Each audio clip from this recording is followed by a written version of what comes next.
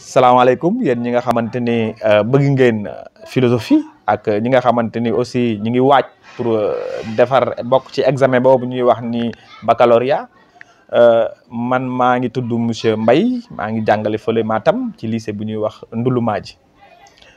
maa ngi am mbégte lool war leen présenter émission bu bees bi ñuy wax philosophie en classe de terminale bi nga xamante li ko tax a jóg mooy jàppale candidat bu nekk ci mu mën a préparer tàggatu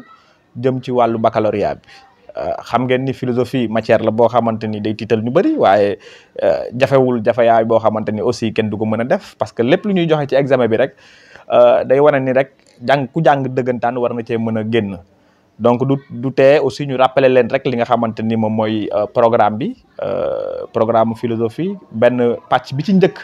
mooy la réflexion philosophique maanaam nu ñuy xalaatee ci wàllu philosophie ak lan ban xalaat mooy xalaatu philosophie buñ fa jógee aussi le domaine 2 mooy pàcc bi ci topp ñaareelu pàcc bi dina wax ci la vie sociale mooy dundu société bi dundu askan wi bi ci topp mooy le domaine 3 day wax ci épistémologie maanaam wàllu science et bi ci mujj muy 4e domaine bi day wax ci esthétique maanaam wàllu art donc nañ ñëwaat ci